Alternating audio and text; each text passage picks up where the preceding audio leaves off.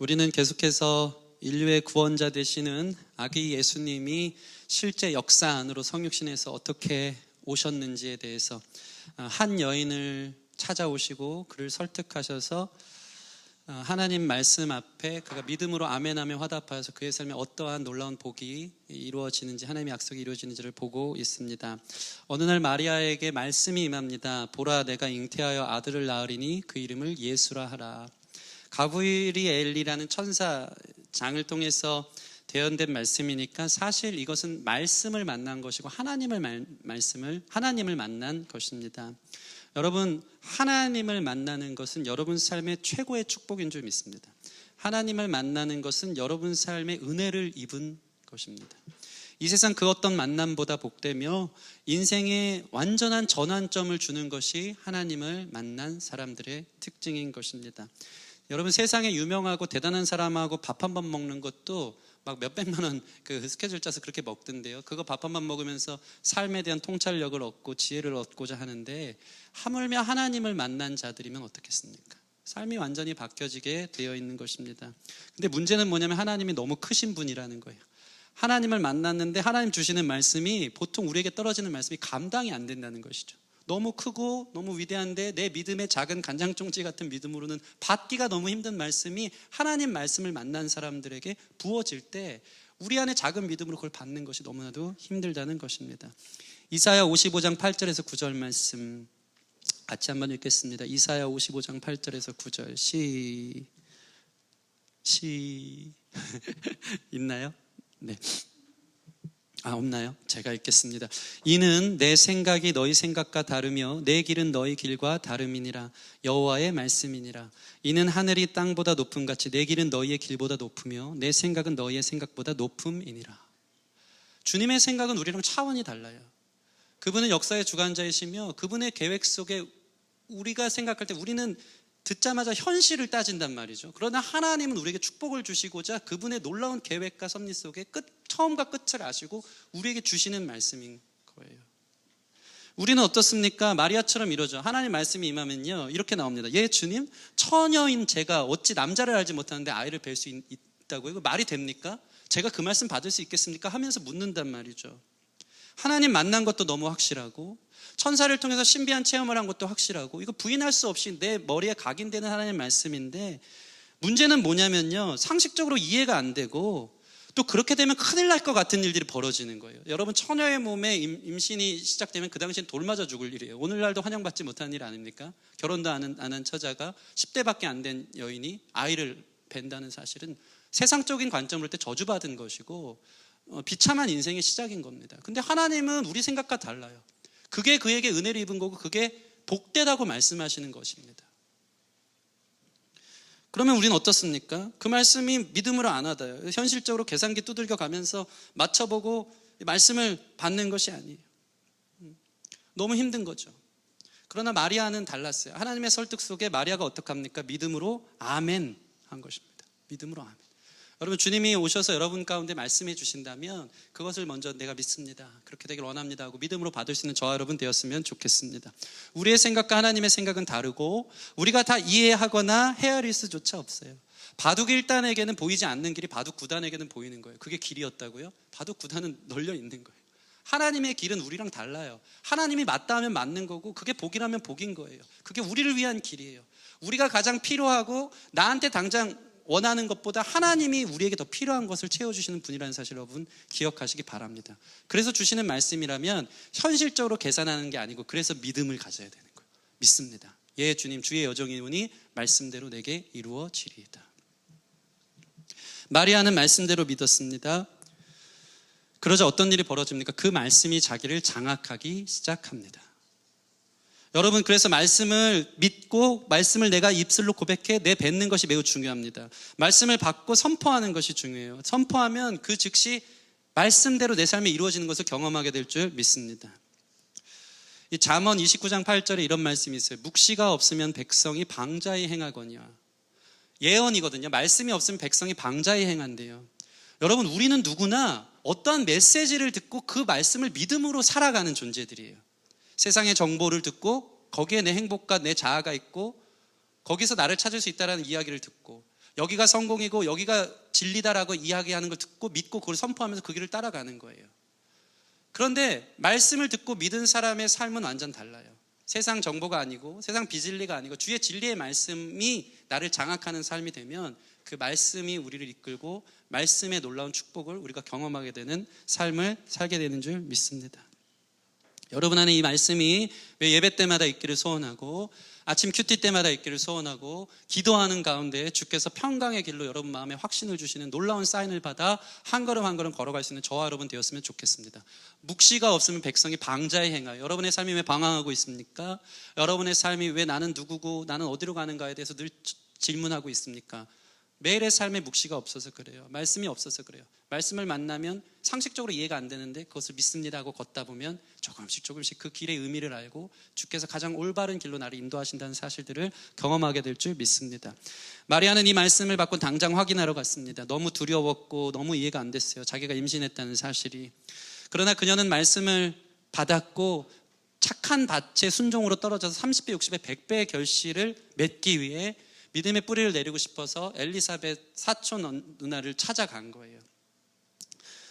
그래서 10대 처녀가 산길을 건너요. 산골 마을에 있는 엘리사벳을 찾아가는데 한 그 키로수로 보면 16km 정도 되는 거예요. 당장 달려가요. 여인 혼자 거기까지 달려가는 쉽지가 않았겠죠, 산길을. 하나님 말씀 듣고 그거 확인하고 싶어서 지난주 말씀에 엘리사벳을 방문합니다. 참 재밌는 만남입니다. 불가능한 생명을 잉태한 두 여자가 만난 거예요. 한 여자는 할머니였는데 임신을 했어요. 한 여자는 10대 처녀인데 임신을 했어요. 그런데 두려움 속에 믿음의 사람이 만나자 어떤 일이 벌어졌습니까? 믿음이 확신으로 바뀌는 거예요. 이거 하나님 사인 맞고 하나님 복 주시려고 한 것이 맞다. 그들의 무난함 속에 그 서로의 대화 속에 성령 충만함을 경험했고 마리아는 자신에게 잉태된 아이가 얼마나 복된 아이이며 자신의 삶에 감당 안 될 축복인지 확신과 환희에 처하게 된 것입니다. 여러분, 그래서 누굴 만나냐가 매우 중요합니다. 믿음 생활을 한다는 것은 내 옆에 누구를 만나느냐예요. 제일 자주 만나는 그 사람이 신앙생활에 도움을 주고 있습니까? 아니면 세상 이야기만 하고 끝납니까? 세상 유혹, 세상 연락하는 친구입니까? 아니면 나의 부족한 믿음을, 두려움을, 의심을 굳건하게 해주는 사람을 만나고 있습니까? 누굴 만나느냐는 내 적은 믿음이 확신의 스파크가 일어나는 과정이 되는 거예요. 여러분 주변에 성령의 사람들이 있기를 주님의 이름으로 축원합니다. 성령의 사람끼리 만나면 스파크가 일어나요. 엘리사벳이 뱃속에 아이가 막 춤을 추기 시작했고 엘리사벳이 마리아에게 놀라운 축복을 선언합니다. 여러분 보세요. 상식적으로 처녀가 임신해서 오면 어떻게 얘기할까요? 친족이기 때문에. 너 미쳤어? 이게 무슨 일이야? 너 어쩌다 이런 짓을 저지른 거야? 너 하나님 앞에 저주받을 짓 했다라고 얘기하는 게 정상인 거예요. 너 일로 피해왔니? 하는 거예요. 근데 성령 충만한 엘리사벳의 입에서 나오는 말은 완전 달랐어요. 그것은 축복이었다고 얘기하는 겁니다. 누굴 만나냐가 중요해요. 누가복음 1장 42절 45절 있습니까?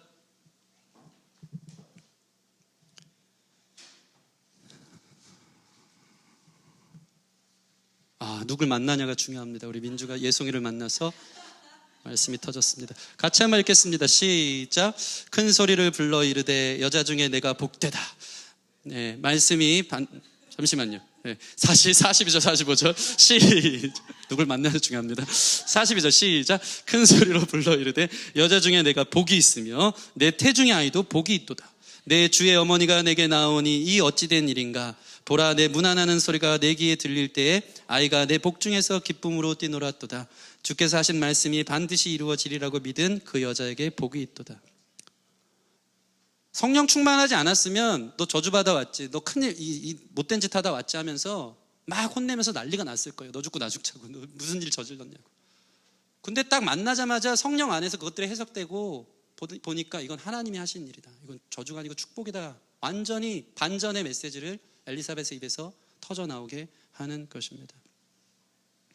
그래서 성령 충만한 사람은요, 하나님의 관점으로 보기 때문에 그런 사람들과 교제를 하면요, 해석이 달라요. 제가 그런 사람이 되길 원하고 여러분의 교제가, 여러분의 뜰모임이 그런 뜰모임이 됐으면 좋겠습니다. 내 생각에는 하나님이 나를 이렇게 인도한 게 저주 같고 뭔가 잘못된 것 같고 벌 받는 것 같은데 라고 얘기할 때 성령 충만한 사람 만나면요, 해석해줘요. 아니야, 그거 하나님의 뜻하심이 있어, 하나님 계획함이 있어, 너 잘하고 있어, 그 길로 걸어가 라는 멋있는 믿음의 시너지가 있는 사람이 반응들이 오는 것입니다. 보통 이런 이야기 있죠. 자기 아이가 엄청 공부를 열심히 해서 하버드 대학을 들어가려고 합니다. 자녀가 와가지고 어머니한테 이런 얘기를 합니다. 엄마, 나 이번에 공부 열심히 해서 하버드에 들어가려고요. 그러면 부모님 어떡합니까? 두말할 것 없이 할렐루야가 하나님 뜻이다, 반드시 그 뜻을 이루길 바란다라고 얘기합니다. 그런데 하버드 대학 갈 실력 있는 아이가 어느 날 이렇게 나가옵니다. 엄마, 저 아무리 생각해도 신학을 해야 되겠어요. 하나님이 자꾸 그렇게 마음을 주세요. 그럼 엄마가 뭐라고 합니까? 그래, 더 기도해보자. 하나님 뜻인지 한번 생각해보자. 이게 참 아이러니 아닙니까? 하버드 대학 가면 주님 뜻이고, 하버드 대학 실력 가는 애가 신학 간다 그러면 좀 더 기도해보자. 너 음성 다시 들어라. 성령 충만하지 않은 전형적인 부모의 특징인 거예요. 성령 충만한 사람은, 하버드 대학 갈 사람이 엄마 저 신학할래 하면 아멘, 너 복이 있다, 이렇게 선포하는 거예요. 저는 그런 사람들 너무 많이 봤어요. 유명한 예화들 많습니다.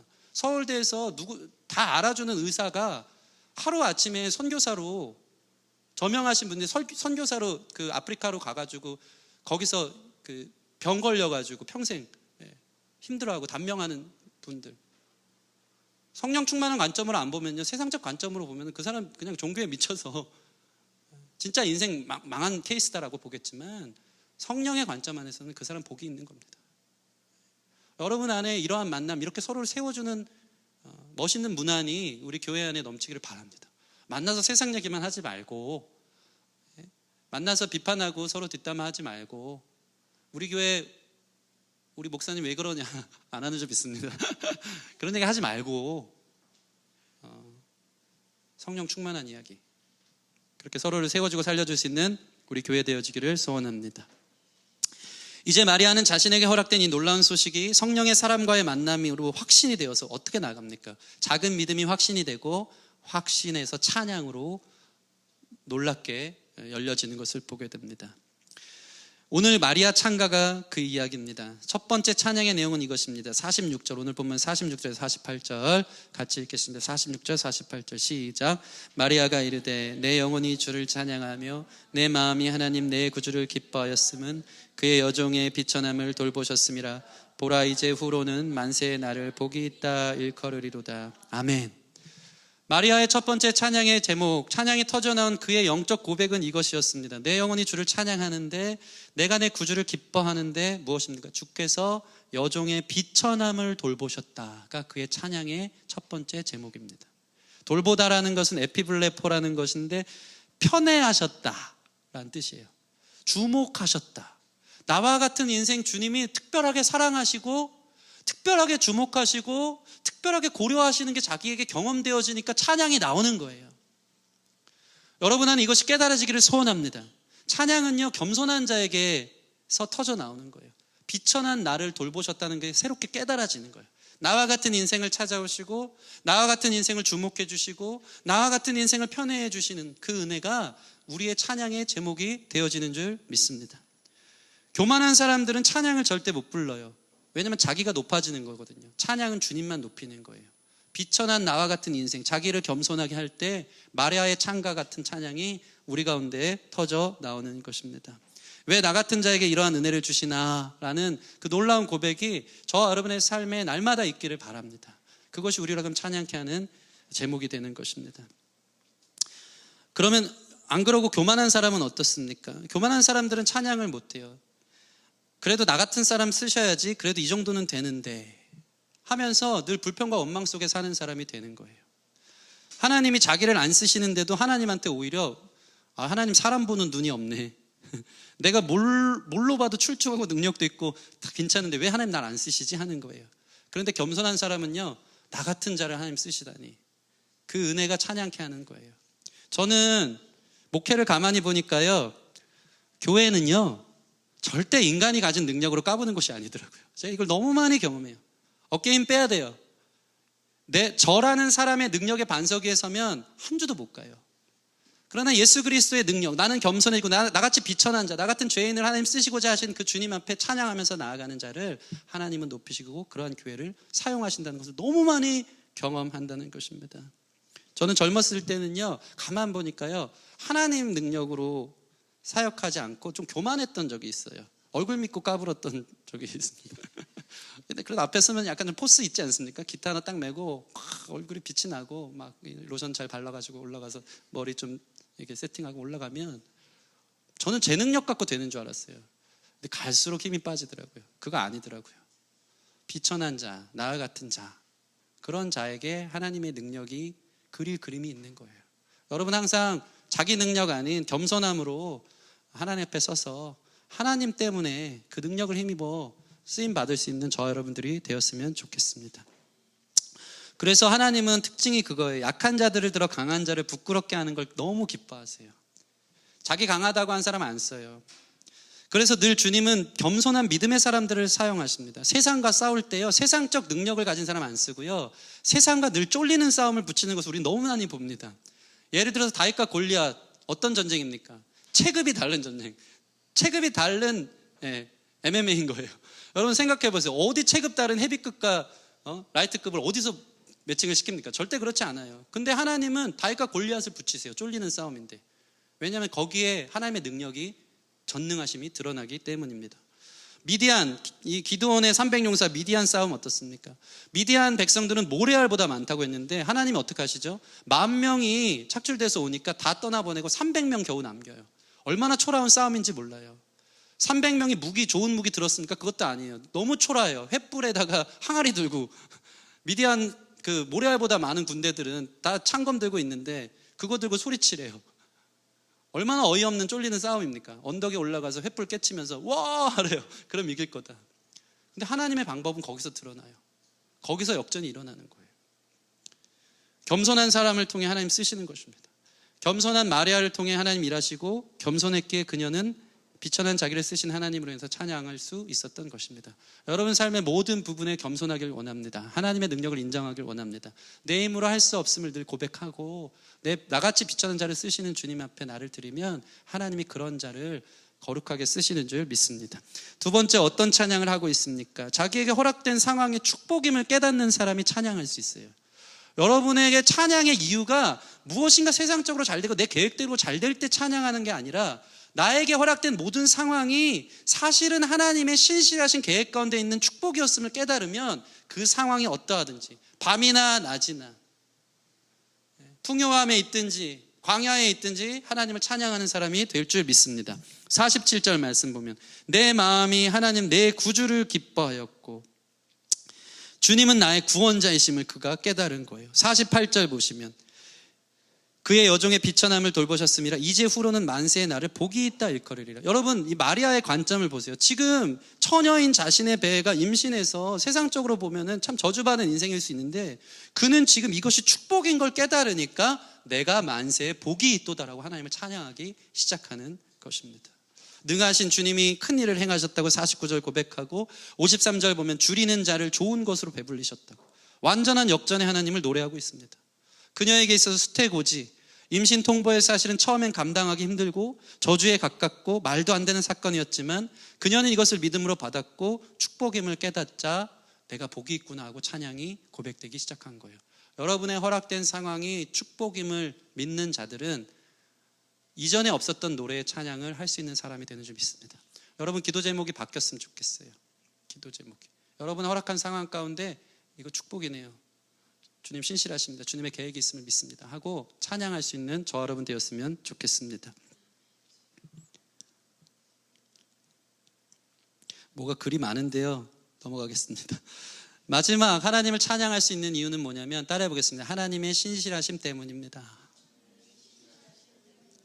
우리 54절에서 55절 말씀 같이 읽겠습니다. 시작. 우리 조상에게 말씀하신 것과 같이 아브라함과 그 자손에게 영원히 하시리로다 하니라. 마리아가 석 달쯤 함께 있다가 집으로 돌아가니라.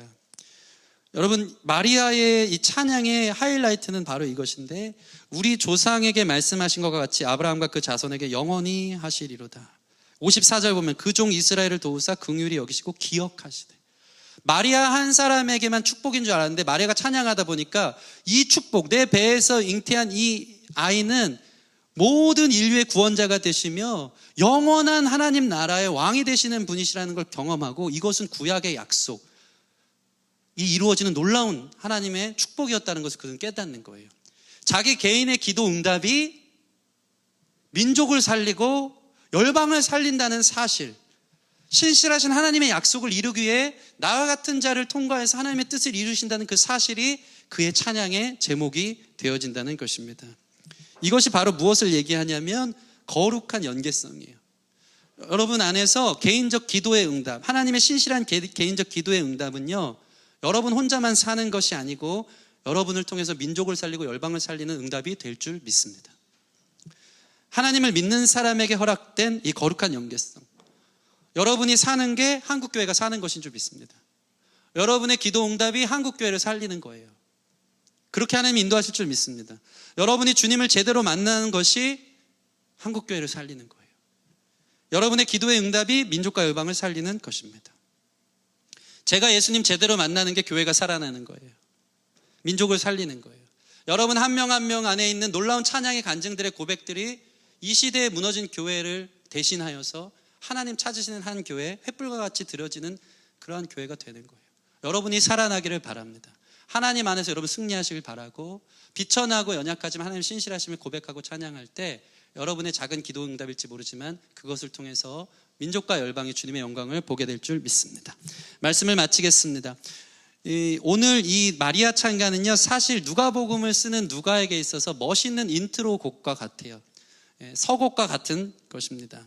바흐의 마그니피칸트라고 하는 건데, 이 곡을 통해서 누가복음이 앞으로 어떻게 열리게 될지를 지금 누가는 기록하고 싶었던 거예요. 누가복음은 다 이것을 노래하고 있습니다. 가난하고 억압받고 포로된 사람들이 주님의 복음을 받아 비천하고 가난한 사람들이 어떻게 구원받아 쓰임받는지의 내용이 앞으로 누가복음에 이루어지는 내용인 것입니다. 하나님은 그런 자를 사용하신다는 것이죠. 또한 절망 속에서도 소망의 주님을 바라봄으로 허락된 모든 것이 축복임을 고백하며 찬양하는 사람들을 통해 어떠한 하나님의 역사가 이루어지는지가 앞으로 누가복음에서 벌어지기 시작하는 것입니다.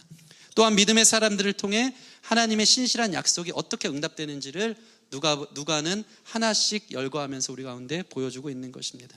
저와 여러분은 이러한 노래가 울려 퍼지기를 소원합니다. 이러한 찬양이 있기를 원합니다. 이전에 없던 노래로 비천한 나를 돌보시고 나에게 허락된 절망의 상황이 사실은 축복이기에 찬양하고 하나님의 신실하심이 반드시 나를 통해 이루어지게 찬양할 수 있는 저와 여러분 되기를 주님의 이름으로 소원합니다. 우리 송축회 내용은 이 찬양하고 말씀 생각하며 같이 기도하도록 하겠습니다.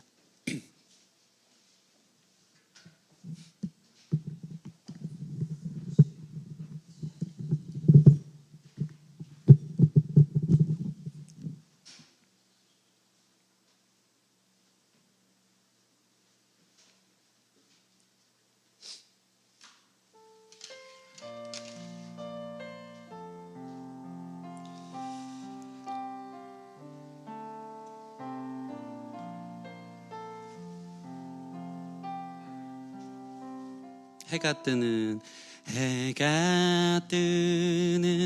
새 아침 밝았네. 이제 다시 주님 찬양. 무슨 일이나 어떤 일이 내게 놓여도 저녁이 올 때 나는 노래.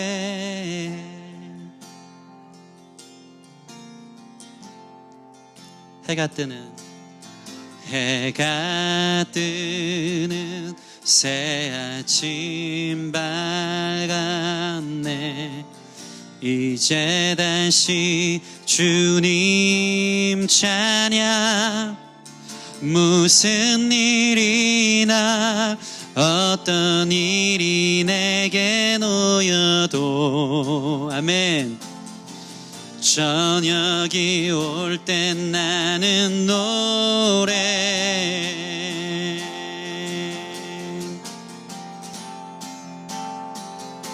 성축해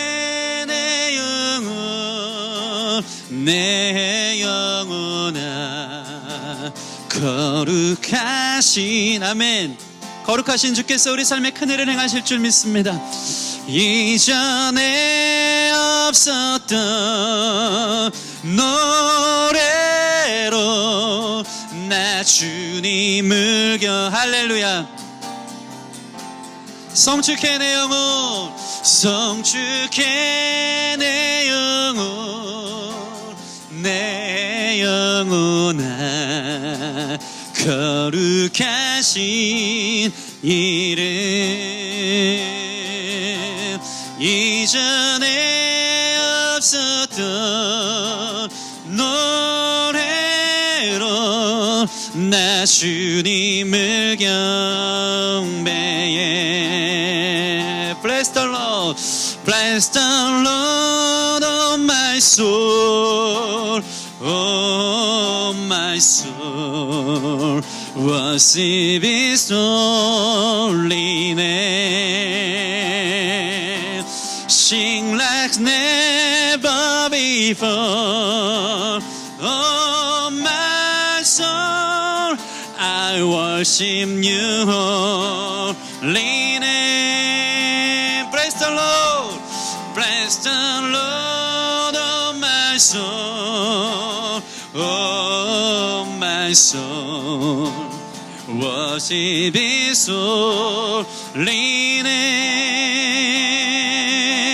Sing like never before, oh my soul, I'll worship you holy name. 한 번 더 고백합시다. 성축해 내 영혼, 성축해 내 영혼, 내 영혼아 거룩하신 이름, 이전에 없었던 노래로,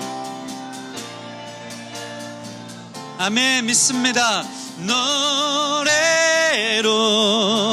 나 주님을 경배해. 여러분의 상황이 어떻습니까? 세상적 관점으로 볼 때 절망이고 저주받은 것 같고 하나님 축복이 아니고 무엇인가 잘못됐다고 생각되는 것이 있습니까? 그러나 믿음이 확신으로 바뀌고 말씀이 우리 가운데 찾아와서 그것이 우리에게 해석이 다가올 때 이것은 하나님의 뜻이고 계획이고 축복이었으며, 그래서 우리 입술에 찬양이 시작되는 줄 믿습니다. 오늘 우리가 좀 이렇게 기도했으면 좋겠습니다. 우리 삶의 기도 제목, 이게 안 돼서 문제고 저게 안 돼서 문제고 우리 가정은 이게 이 모양이라서 힘들고 내가 이것 때문에 뭔가 잘 안 된다고 생각했던 모든 절망의 늪, 잘못된 불신, 잘못된 생각들이 있다면 오늘 마리아의 찬양과 같은 믿음의 고백이 우리 가운데 있기를 원합니다. 주님, 겸손한 자 쓰신다고 하셨는데 나를 겸손케 하시는 과정인 줄 믿고 비천한 나를 돌보셔서 그 은혜 앞에 나를 복되게 하시려고 일하시는 것인 줄 내가 믿습니다.